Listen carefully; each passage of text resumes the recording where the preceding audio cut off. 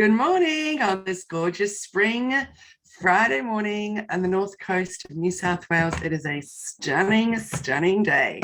I'm just going to do my housekeeping while I let everyone into the room and pull Jenni up to be my co-host. So I'm wondering, there's somebody in here as a phone call. So I'm wondering if that is Jenni. That must be Jenni, the phone number. So I'll pull her in. That's something new for me. Oh, I can't make her a panelist. So how shall I deal with this?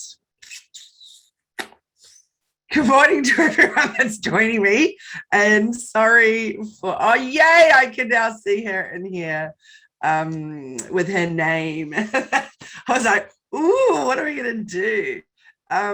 Sorry for everybody for the little glitchy poos, just dealing with that right now. Hey Jenni, how you going?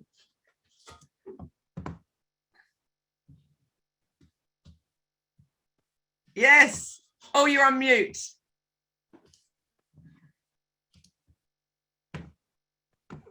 Okay. Hi. I was going to do it on my headphone because the sound here is a bit crazy, so I thought I'd do it on my headphones, but because you're a panelist, we can't do both. You have to bring so anyway, I'm here now. So what happened is that number was in there, but then it was said that I couldn't make you a panelist, and I was like, uh-oh. So something I'm learning is that the separation of sound and video does not work the same in webinar as it does in meetings. So that's all I've learned right now. Damn you, Zoom. Damn you. That's all right. No, because normally I can join. Oh, maybe I can. We'll see. We'll see how we go. Because if I can join the phone audio, it's just going to be better for everybody. That's all. And look at your glorious earrings. They're beautiful. Thank you very much. I'm going to try and join as my audio via my phone, just because the sound's going to be a lot better for everyone else. So I will do that. We start talking, but I'm so excited about today. I have a list of questions to ask you today. I'm just saying. Yay! I've just texted my daughter to come and fetch the dog who's barking. Toby, naughty. I'm just going to give her a little dried kangaroo bite while we wait. You couldn't get more Australian than that, could you? The dried kangaroo bite. Nice. They're quite smelly. Oh, that's too funny. Okay, so I'm going to do and put us live, and then if you want to introduce us, we can get cracking. I'll just hello everyone. I hope that's slightly better sound for you guys. I am so excited to be here. You can't hear me? We can hear you, but not very well. Oh, okay. Then I'll swap back. Then I will just go back to computer audio and we'll just go where we were. So just a bit of sound. I'm outside in the beautiful Canoobia in Queensland. I'm Jenni Walke. You can't hear me at all? Oh. A little bit. Oh no. Whatever you had before was good. Can you hear me now? Hear me? I don't know what's happening. It's yes, a day. That's good. No, that's perfect. Yay. Okay, I'm staying this. This is what we're doing. I'm so sorry, everybody. I am clearly a little bit crazy today. I'm sitting in Canoobia in Queensland on my way to catch up with my daughter my child at their school today. So I apologize for being outside. I'm Jenni Walke from Elephant in the Room Consulting, and I'm so very excited to have this conversation today with Kylie Mowbray-Allen from my digital BFF from Hello Media. Hello, Kylie. How are you today? Great, Jenni. I'm so glad to be here with you too. But I'm intrigued. You're at school when, for us, clearly, lockdown and all that kind of stuff. But I think this is so awesome that here we are, 2021. You're able to jump on, do a live webinar from your child's school. That's amazing. It's pretty good. Well, I'm kind of just a little bit down the road. I've hijacked a chair from Michelle's patisserie next door, sitting at the burrito bars tables and hijacking some space. But isn't that awesome that we can do that anywhere? Phones and internet is phenomenal. So it shows that we can be connected anywhere, doesn't it? That's what's pretty cool. And that you can be mothering too, doing the job. Very blessed that we're outside, that I can be outside, I can leave my home, and that I can do this. I mean, we know that in Brisbane and Queensland, we're very, very lucky, and we've been very lucky, touch wood, to to not have some of the challenges that are happening in other states, and we do empathise with them a lot because we've been there. But it's wonderful about things like this. I said to one of my clients yesterday that they're like, oh, I'm sick of sitting in my office, and I said, well, go and sit in your backyard and do your meetings. And she looked at me like, why would I do that? And I was like, why wouldn't you? If you're at home and you can't leave, go and change your position and find a space in your backyard or your front yard or your porch or somewhere else to do your meetings so that it feels like you're doing something different. Totally. I love that. And, we're coming out of lockdown tomorrow. So that's very exciting. I'm wondering what will be the first thing that we'll do. Well, what is your plans for the morning then coming out of lockdown? Yeah, my husband was asking us last night, and it's kind of like, I don't know, because it's come as a bit of a shock. I didn't think it would happen until after the school holidays. Oh, seriously? Oh, okay. Yeah, so I thought we'd have another week, because there's only one more week of school, so it's quite weird to for that to happen. But yes, it's exciting all the same. So yeah, sorry for all of those that are still are, but I'm having a little celebration. So I'm really, really excited about today's conversations. People watching on Zoom or listening to us on podcast or later in the day or on Facebook now, this is going to be such an important conversation for you. And I have a list of questions for you, Kylie. We are talking social media audits. Yay, I'm really excited about it too. Your bread and butter. This is the stuff you do. I just am texting my daughter again. So while we're waiting for Kylie, so for me as a business coach, one of the things that we love to do, and I've been talking about this a lot in my conversations this week, is around looking at the systems that you use and the processes that you use in your business to make sure they're still working for you, to make sure they're giving you the results that you need, that they're all connected and they're still actually working for your business. And sometimes we forget that if you start, you start the process and you think, oh, don't worry about it, it just keeps running and we won't worry about it. But sometimes you don't know when it's no longer working for you, when you need to tweak it to see if the language or the brand or all those things are on point. And with social media, it's so important to do that, isn't it, Kylie? Isn't it just? So it astounds me still to this day how many people will jump on a discovery call with me and say, I hate social media. Facebook doesn't work. In fact, I was in a meeting the other day with a whole bunch of people, and the person running it was saying, Facebook's the worst. You get nothing out of Facebook. It's no good for businesses. I'm like, wow. And she was saying organic. You're not using it right then, mate, right? I said, maybe you just got to really look at what it is that you're putting out there. Yeah. Because, anyway, there's so much to talk about around that. But it does astound me that people say that, because no, organic is not dead. No, Facebook is not dying. And there's so many amazing opportunities. But without doing an audit, you can't know where you're at. It's no different to looking at your finances and looking, if you've always got a credit card that's overdrawn or whatever, you've got to think, what's happening? What am I doing wrong? How do I change that up? 100%. And particularly with social media, because there are so many platforms coming on so often. And one of the biggest challenges we have, of course, is that shiny thing syndrome, which we've talked about before. And something shiny and new comes on and we say we need to jump on it because everyone else is on it, so I should be on it too. And then you start to get overwhelmed because you're on every platform trying to share different content or schedule your content across so many platforms. And you're like, well, what am I using it for? What's the point of it? So what's the first question you want to ask yourself when you're doing a social media audit for one of your clients or for yourself? Well, the first thing that you'd want to do is think about, firstly, just pull them all together, get them in one place and go, what am I actually on? So if you suddenly realize I've actually got a Twitter account, but I'm not even using it. It has sat there dormant for a year.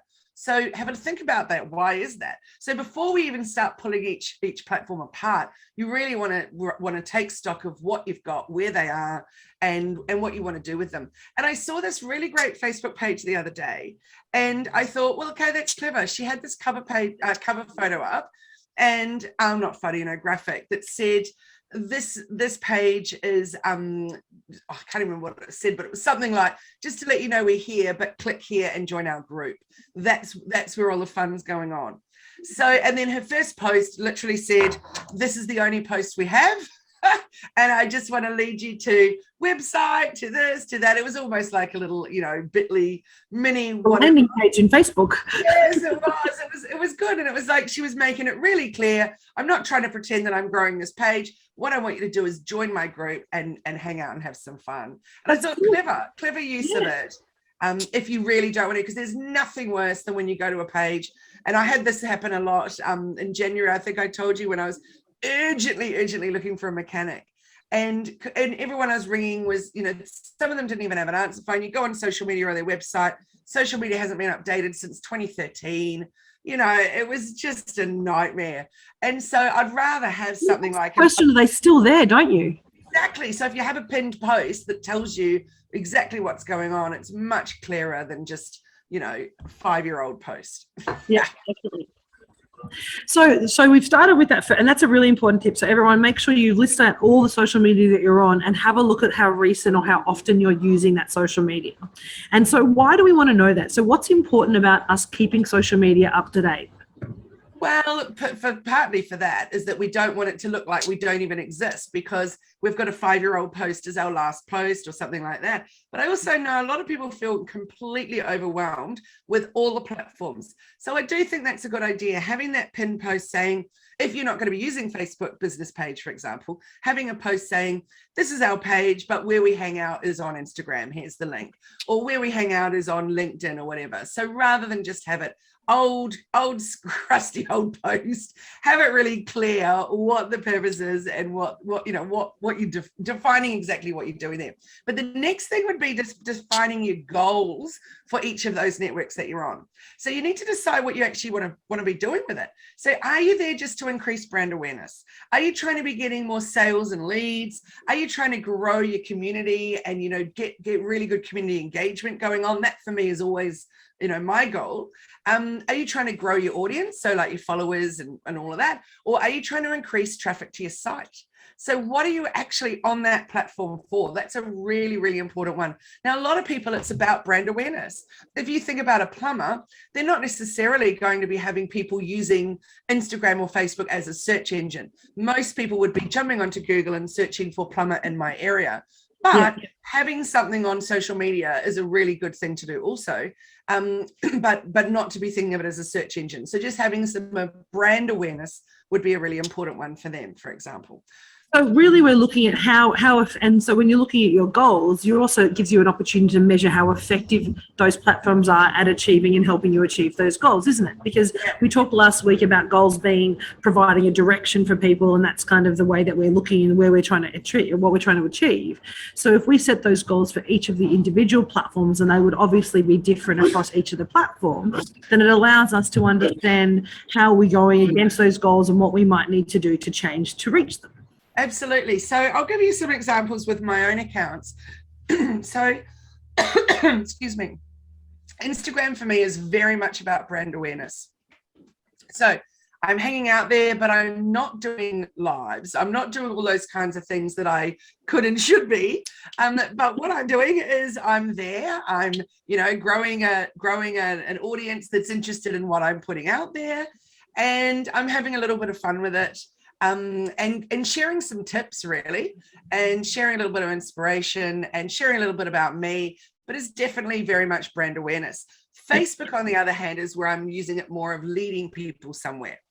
And most of the leading people somewhere is about leading them to my Facebook group, because the Facebook group is where the community is, and that's where we hang out. That's where people can ask questions and get involved, and I can share, hey, there's our new workshop coming up next week. Hey, if you want, to watch some old webinars about Google My Business or whatever, jump on YouTube and have a look at that. So it's very much a community. So for me, every single one of my platforms, and obviously there's Pinterest and all those as well, but every single one of them has a definite different purpose. I don't have the same purpose across the board. What about yours, Jenni? Really good question. In fact, we've just been really focusing on that at the moment. I think elephant in the room for my Instagram is, I guess, where I get to share a little bit more insight and some of my thoughts, and I'm a little bit more structured in the way that I approach Instagram. So it's a really great place. It has my links to all the different programs that we do in the bio, and it gives people a sense of, I guess, a little bit deep dive into my brain, a little bit more about me. Whereas I find the Facebook is probably the opposite. Facebook to me is really that brand awareness place. It's where I go to share information about the program in a little bit more detail, because you can put that in more detail on Facebook, where we do these posts, and I guess so people can find me. What I like about being across all the posts, but I use a lot of LinkedIn as well, but what I like about being on a number of social media platforms for me is that when somebody Googles Elephant in the Room Consulting, or they even Google my name, all the different social options come up, including my website. So my website's always first, but then it shows them all the different other places that they can find me. So that if they're interested in saying, well, I want to connect with you, but I don't like being on Facebook, they can choose how they want to interact with me. And that's what I like about being across a range of social medias, because I know some people are not on Facebook, but they'll play with me on LinkedIn, and they're not on LinkedIn, but they'll play with me on Instagram. So that gives us options for my clients. Absolutely. And that's why you don't want to have it the same across the board. If all you ever do is auto post and there's none of your own personality coming into anything. No. And I do auto post a lot. Don't get me wrong. I definitely do. But then I always do my own posts on the weekend on Instagram, for example. Yeah. And on Facebook, I'm always sharing things from other pages and whatever. So I definitely try to mix that up, have different goals, and have different interactions going on, because you want people to follow you on all those places. And if they are, then you don't want it to be the same, because then they're not going to stay following you. What would be the point? And I noticed that a lot with stories. So I look at stories a lot. And if it's the same stories on Instagram and the same stories on Facebook, then I'll generally just swipe through, and I kind of lose interest because I've already seen it. And that's doing you more damage than good when people swipe. So try, if you can, to come up with some different stories on each. So that's really important. I'd love to talk a little bit more about that in relation to specifically in terms of posting. So when we're doing this audit, there's a giant truck going past me right now. But when we're doing this audit, when we're looking at an audit for the business, what are the key things that we're looking at in the audit? So if we can nut it down, rather than just kind of having a look at it and saying, oh, this is cool, and is this on brand, and is it meeting my purpose? What are some of the specific questions that you look at when you do an audit for somebody? Well, I'm glad you brought up branding, because that's my first thing I will always look at. Do we even know where we are? Do we even know who we're looking at? And it's so weird when people have different names on the different platforms. And I've seen that a lot. And I'm like, that's confusing me. And I even know you, let alone how it must be for other people. It can be incredibly confusing. Now, it is really difficult often to get the same name and to be able to grab the same Facebook, the same Instagram, the same everything, but to have a version. So for example, excuse me, Instagram on our account is hellomedia.team, because we can't have Hello Media. There's so many of them. But then on Facebook, we can't even have hellomedia.team. So we've got hellomedia.dreamteam. And so on some of the other platforms where I could have just Hello Media, I've chosen to go with hellomedia.team with those as well, just so that I've got that consistency across the board. So that's the first thing with the branding. But then what does it even look like? Have you got your logo there? Or on some of them, have you got your face? And on others, have you got your logo? Like, try and make sure that it's the same across the board. And then we'd be looking at our cover images, for example. And then we look at our about sections. What are we actually doing with all of those? So before we've gone into even looking at our posts and our analytics and any of that kind of stuff, just what do we look like to other people when they come and find us, or when they, click on our links from our website, or however they're getting there? What does it actually look like to them? And that's such a great tip, because I've done the same thing when I look at a number of my clients, and you and I talk to a lot of people around their businesses. And one of the things that I'm looking about is consistency and clarity of message. And that's one of our core pillars. So when you're looking at particularly across social media, people say to me, oh no, but that's my fun one, or this is this one. And like, that's great for you, but unless you're very clear, like you said earlier with your client or your colleague who said this Facebook page is just as a holding page, find me other places, that really doesn't work for you, because it does start to confuse the market when we have particularly different colors and different fonts and different image styles. And even down to filters these days, with the number of filters, people decide they're going to go crazy with filters, and all of a sudden that looks like, you know, you're not quite sure where they are. So that's so important with the branding, isn't it, to have that consistency. And you talk about that a lot in the work that you do, but that brand is more than just what you say and what your logo looks like. It's actually the imagery and all that look and feel as well. Absolutely. And so one of the favorite things that I like for imagery in Hello Media is the swimming pigs from the Bahamas. I've never been there. I've always wanted to go. It's on my bucket list to swim with the pigs. But for whatever reason, and I've loved pigs since I was a little girl. And it's not that pigs are a symbol of my brand. They're just one of the types of imagery that I like to use. It's fun. And they're fun. And seeing a pig swim is just fun. You know, so our imagery is kind of odd because I really like vintage stuff. So I do a lot of typewriters and old kind of stuff, old technology mixed with new technology and swimming pigs. So it's pretty kooky. Yeah, and weird dancing men as well. So it's really kooky imagery, or mix of kooky imagery. But one thing you can be sure of is that you go to our Facebook, and it's a video on the cover image of swimming pigs. You go to YouTube, and there's the swimming pigs. So you can make sure that they're everywhere. So it's really, really recognizable.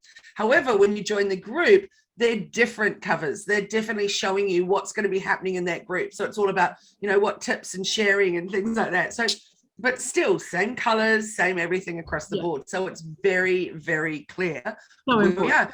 Don't go to a JB Hi-Fi and find that in Brisbane, the branding is bright green, and in San Diego, the branding is red. Like the JB Hi-Fi is the same yellow across the board always. So making sure it's consistent so there's no confusion is absolutely And that, of course, important. builds trust, doesn't it? It's about building trust and engagement with clients. You know you're in the same place. It's one of those things when you're getting so much spam on your phone or so much spam in emails these days. The things that I look at is when I see something that's a little bit I'm not sure of, I go, are the colors the same? Does the brand look the same? Because there's always something different when it's a spoof account or whether it's a spoof email. So having that brand, having the brand awareness of the colors and the logos, and it's actually about building trust and engagement with your clients, not just about making sure you look the same, but there's a level of trust and value that you're bringing with that brand. And I totally agree. Then the next one is your destinations and things like your landing pages and where are you sending people? So obviously on Instagram, you've only got that one live link spot in your bio. On Facebook, you know, you can put them in all sorts of different places. On YouTube, on Pinterest, you've got, you know, got places that you can send people to. The one thing that I really, really, really don't like, and a lot of digital marketers feel very differently to me, which is I don't like using something like a link tree, for example. What's the point of a link tree when it's a barrier to your website? It's a barrier to where you want them to go. So make a link tree on your own website. Make a landing page that you send people and where you tell, like for me, my link tree is my homepage. So in there, it tells you, hey, join Bite-Sized Conversations. Hey, join our new Let's Get Visible workshop. Hey, go to this. Hey. And so it's telling you in a nutshell on our homepage what it is that we do, what we offer, who we are, and where you can connect with us and how you can connect with us. So to me, it makes no sense at all because what we're always trying to do is drive that good quality traffic to our site. So by having that link tree or there's many other things other than just link tree, it's one little barrier getting them to where you want them to go. That's my belief anyway. So I actually love that, and that's just a massive light bulb for me. Like literally, I've just written that down as you've been talking because it's so true. Because at the end of the day, even if you're sending them to the link tree and they go to those 5 or 6 links because they're the ones that you want them to send, if they don't click on anything, they're nowhere. They've gone nowhere, haven't they? And it's never occurred to me until you've just said that to me. Whereas if you send them to the homepage and there is a landing page, they're still on your homepage. They're still on your space. So they've got options to look around if they don't like any of those options that you've given them. Brilliant. People, you need to write that one down because that has just completely changed my world. Like 100% changed. You can also have it leading them to a page. If you don't want it to be a home page, you can lead them to a page that's not even in your navigation. Yes. So it's the page that they go to that's only coming there from Instagram or from Facebook, etc., just to tell them what you want them to know. And then, of course, they can cruise around your website once they're there. But a link tree often, or I shouldn't keep saying link tree, but one of those types of things, they're not even necessarily on brand for you.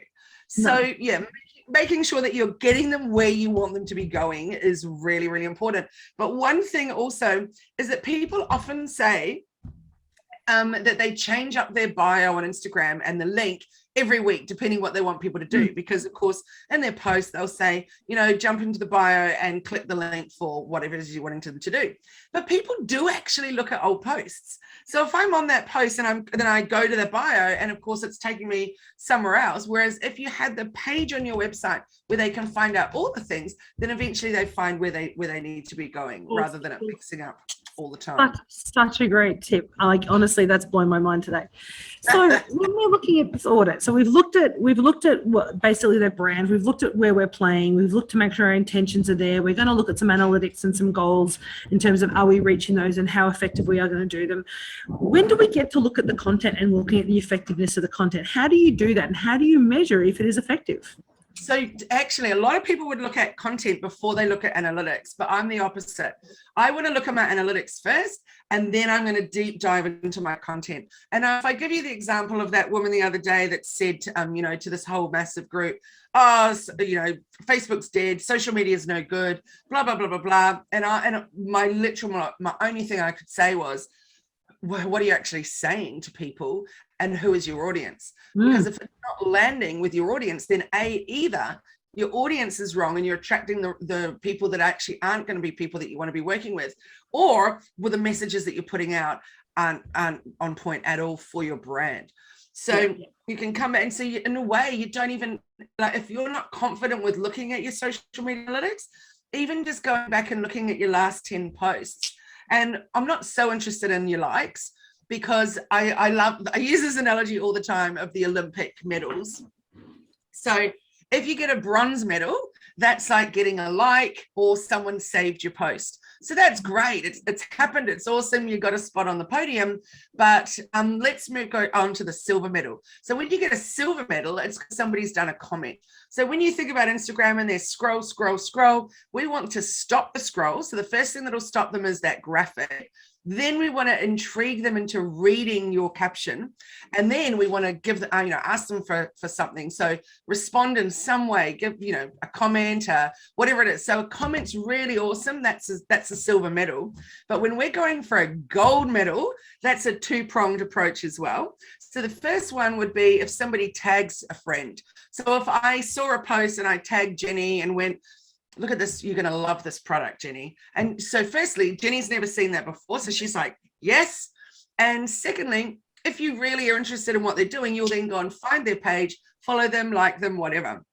So that's your eyeballs. That's why you're getting a gold medal for that. And then the other gold medal is that if somebody then shares that, because that's either going to their personal, to their business, wherever, into their stories. So that's brand new eyeballs on that post as well. So I think about, when I look at my post and I'm thinking, what's been going on with my engagement? I'll be going, okay, so am I just getting loads of likes? Probably that's because I'm not putting any kind of call to action in there.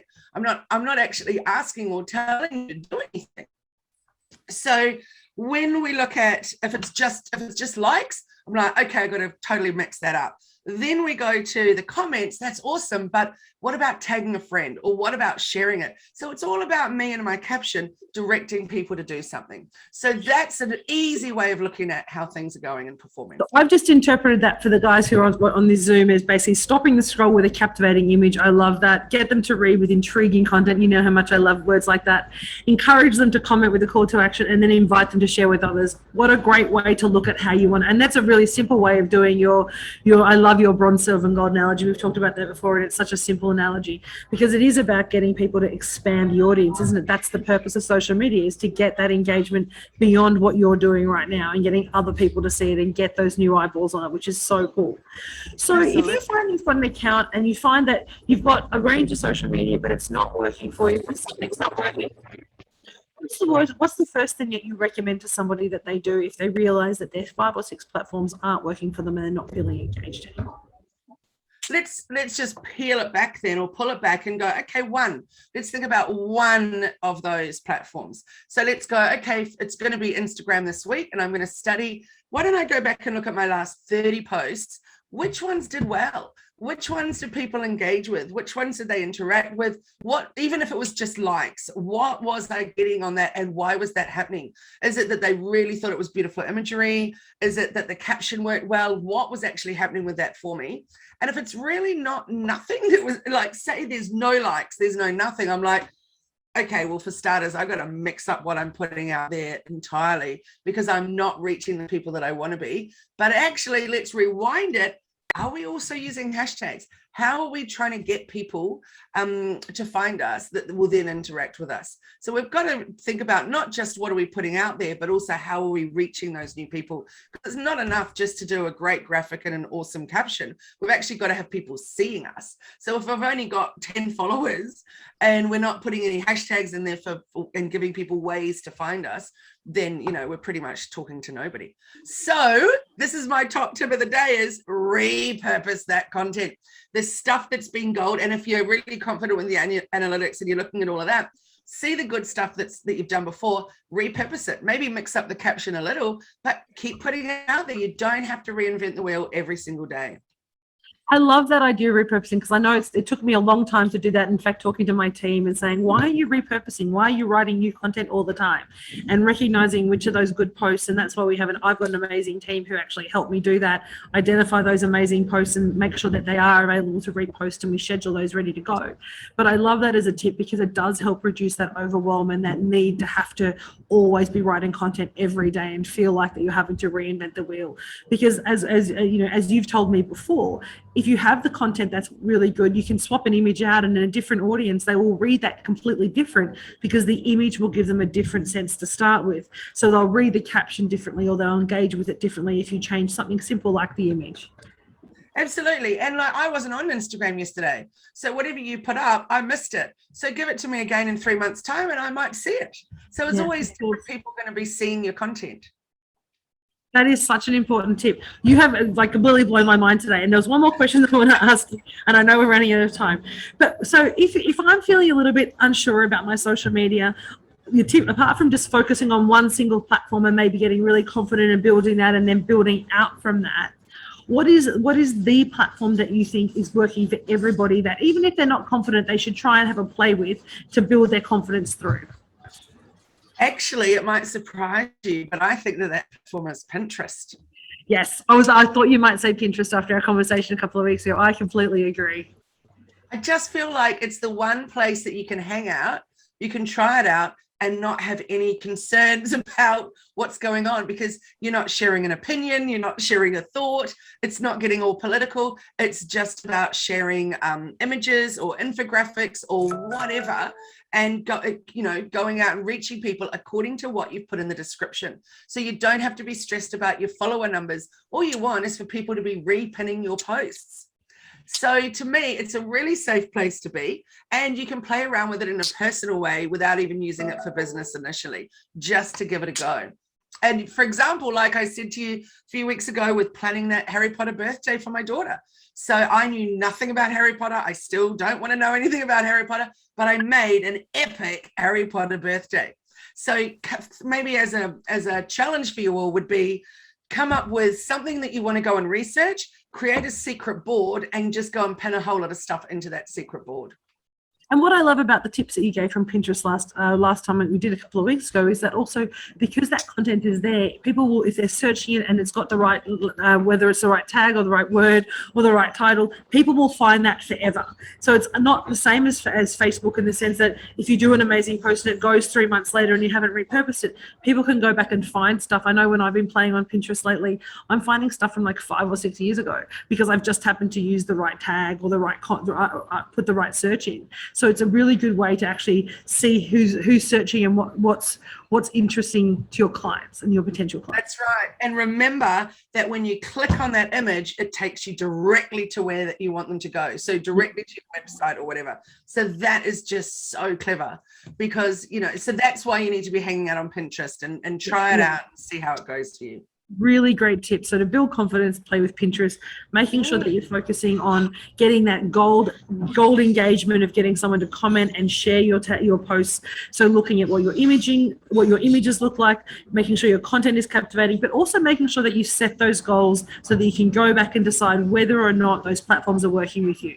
Such amazing tips today, Kylie, as always. So excited. A page of stuff like you do when I reach out, and now that is what me and my team will be doing in the next couple of days. That's so awesome. I love that. Find you though, if we don't feel confident doing this, how can we find you to help us do these social media audits and all the other work that you do? Jump onto the website hellomedia.team and click on book a discovery call, and we can have a chat, or you can jump into a Facebook group, Hello Media, and obviously follow us on Instagram and Facebook, and get to hang out. But Jenni, what I just love is that even 3 years down the track, we are still learning from each other every single week, and I think that's so awesome. And as we always say, every coach needs a coach. And the fact that for those of you that don't know, Jenni and I meet before this every Friday morning and coach each other. So always remember, every single person in business needs a coach. So Jenni, how can people get in touch with you? So they can find me, Facebook and Instagram is where I hang out, at Elephant in the Room AU. Also, you can find me at my website, which is eitrconsulting.com. But please come and, again, book a chat, have a chat. We've got a great network called People, Purpose, Profit, which is a community of business owners that just want to connect and share and coach each other and motivate each other. So find me, Instagram, Facebook's probably the best place. That's where I tend to hang out the most. Awesome. And Jenni, I just want to share that next week we have our brand new offering starting, which is a workshop series. It's 1 per month for 12 months, and it's called Let's Get Visible. So the topic of will there be images of like leg warmers? Yeah. As I've been creating it and designing it and all of that song over and over and over in my head. It'll be in my head all day. For those who don't know what we're talking about, Let's Get Physical from Olivia Newton-John is now going to be in your head. Let's Get Visible. I love it. And so that's the name of the whole series. But the topic for next week for our first one is 5 steps to a great social media strategy. Actually, that might be something like that. I can't even remember the exact name. Make sure you go to it. Make sure for those who are watching us, check out hellomedia.team and find out information, because your masterclass are epic. You learn so much, and it's actionable stuff. It's not just really cool information. You get to do stuff in the process and during the workshop. So make sure you reach out and do that. If not anything else, that's your goal for next week, I think. And it's going to be at 10:50 or 10 o'clock next Friday, so directly after this. Awesome. Well, that's exciting. Look to it. All right. Well, thanks, Jenni. So our topic for next week? That's a very good question. I always forget. We'll have something fabulous for you guys, I'm sure. I know we had a topic, but I'm always forgetting to. So anyway, there you go. Value of marketing is our topic. Ooh, wow, that's a big one. For reminding me, the value of marketing. I'm really excited about that. That will be amazing. All right, and that's the 17th of September. I look forward to it. Jenni, have a great day at school today, and wonderful weekend. Awesome. And thanks everyone. Have an amazing day. And sorry about the background noise, everybody. Really appreciate you joining us. I love that this is the true, real juggle of life. It is true. All right. See ya. Thanks, guys. Bye.